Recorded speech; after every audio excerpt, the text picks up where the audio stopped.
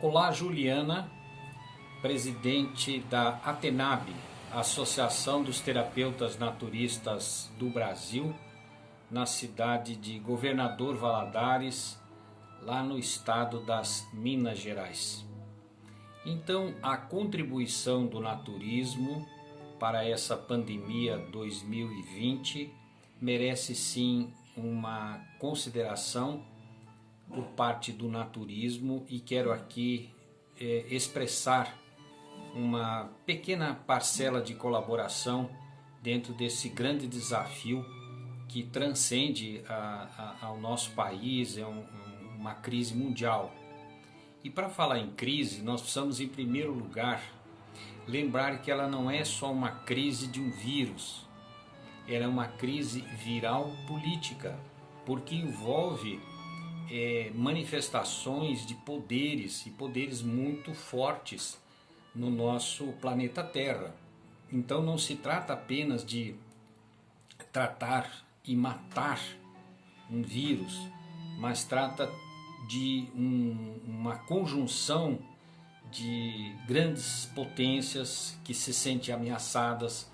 Nós vemos aí manifestações de oportunistas, de pessoas querendo lucro e poder a qualquer custo, querem projeção, mas também vemos pessoas de boa vontade.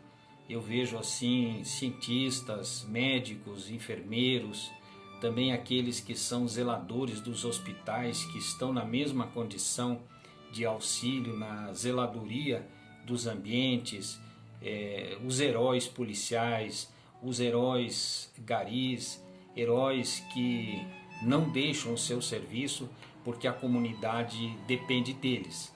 Então é todo um conjunto de fatores, e eu quero aqui apresentar algumas considerações.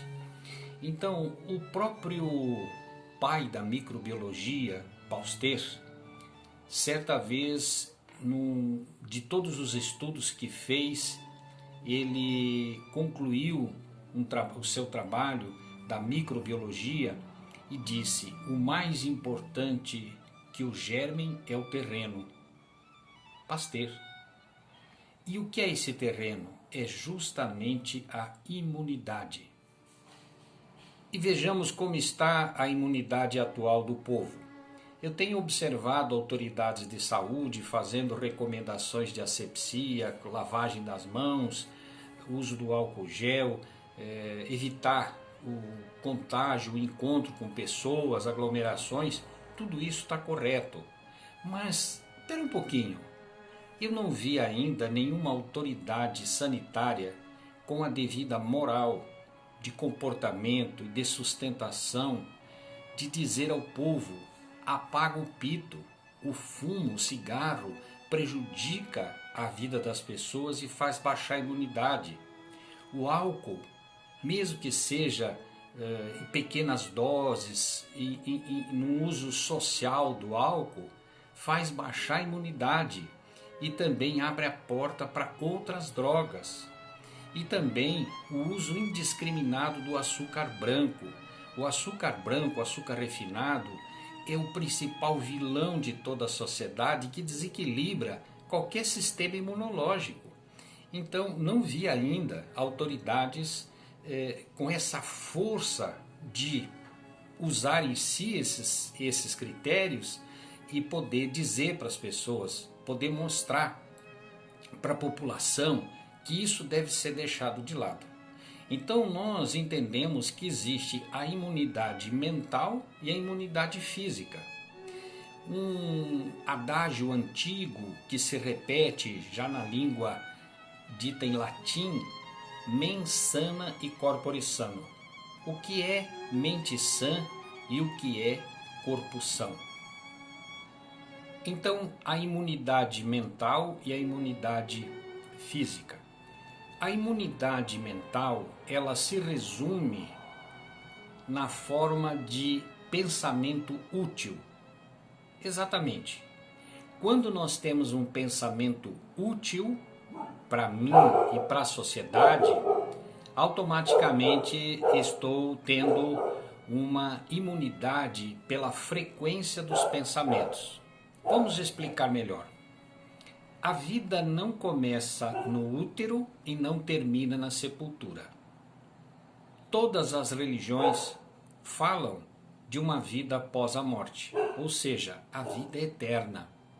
Agora, essa experiência corporal, ela deve ser pautada por um bom aprendizado. Veja que o professor Tempo volta a ensinar a humanidade. Na época do Renascimento, logo quando o Renascimento começou a aflorar, teve um período de 10 anos chamado período da utilidade. Ou seja, as pessoas já não sabiam mais o que era útil ou inútil. Por exemplo, será que para fazer uma refeição é mais importante os talheres, as taças, os pratos ou o alimento em si?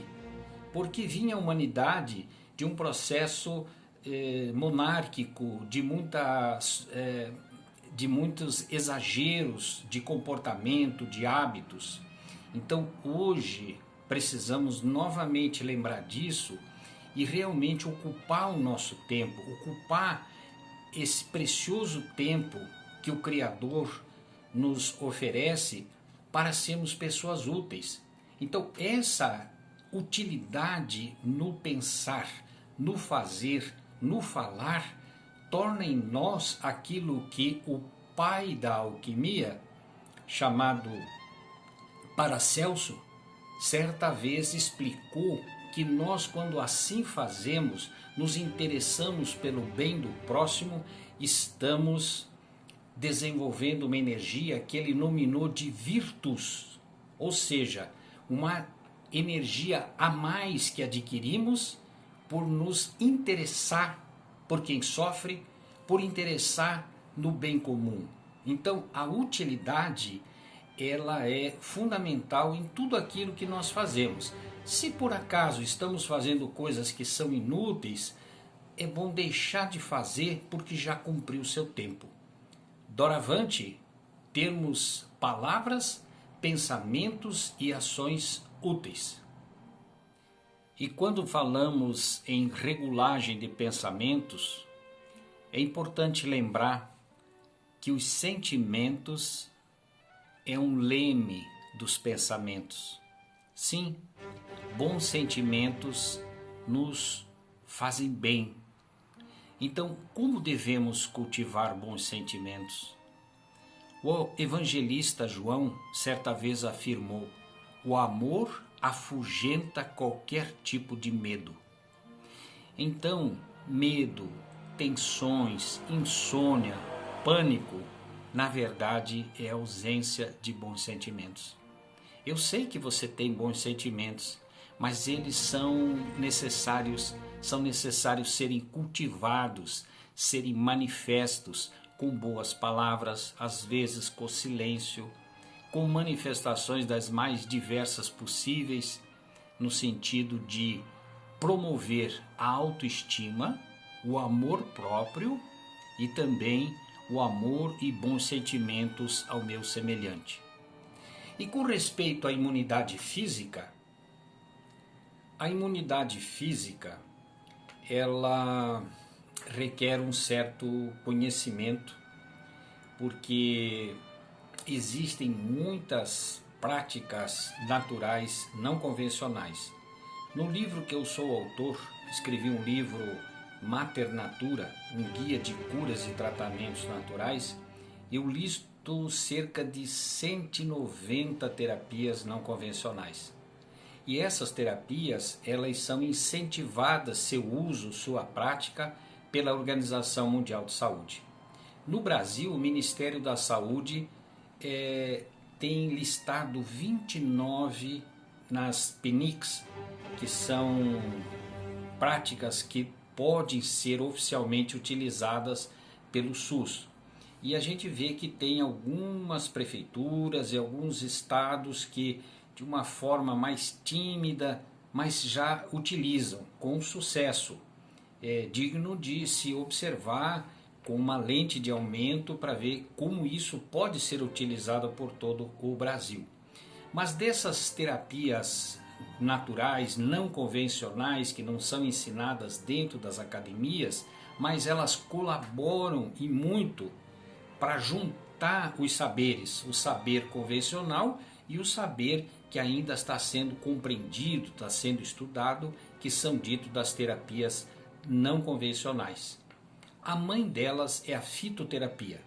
Na fitoterapia existem plantas que são muito interessantes para a cura de gripes, dores, porque ela tem nas ervas o seu manancial de poder, tanto de prevenção quanto de cura.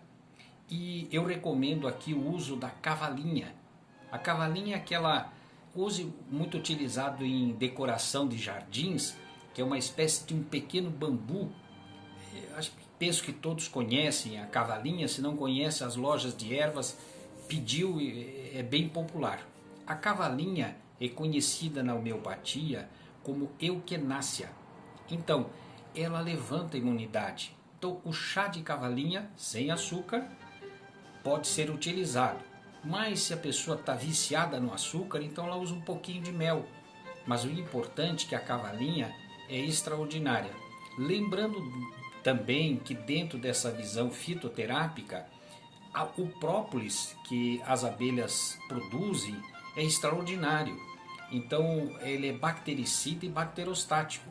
Então o uso diário, uma pessoa adulta, de 10 gotas de própolis, de preferência em água morna, tonifica o organismo, mata os germes e previne enfermidades. A acupuntura. A acupuntura é considerada a imperatriz das terapias naturais, não convencionais. Por quê?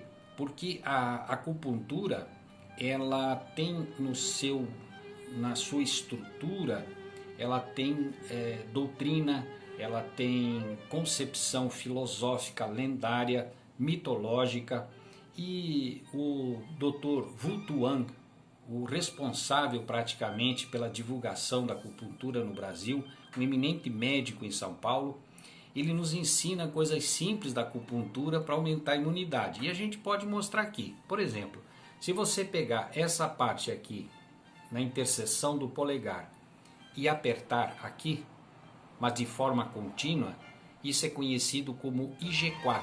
Então a pressão contínua vai fazer bem. Quando você faz isso? A qualquer momento que você está assistindo um filme, que você está lendo, que você está conversando com uma pessoa. Isso chama IG4.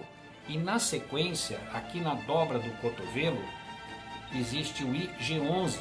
Então o Dr. Wu explica que se nós apertarmos de forma contínua, nós estamos estimulando esse meridiano intestino grosso de uma forma saudável. Deu para ver aqui? Bem fácil, né? E nós temos também a homeopatia. Eu sou defensor da homeopatia popular. Da época que o quadro sanitário do Brasil, na época dos anos 1920, onde as famílias tinham boticas homeopáticas em casa, realmente a qualidade de saúde era melhor. Dessa época nós temos, nessa década, nós temos uma contribuição extraordinária de Monteiro Lobato. Monteiro Lobato era um homeopata e ele atendia as pessoas ali na região onde ele morava.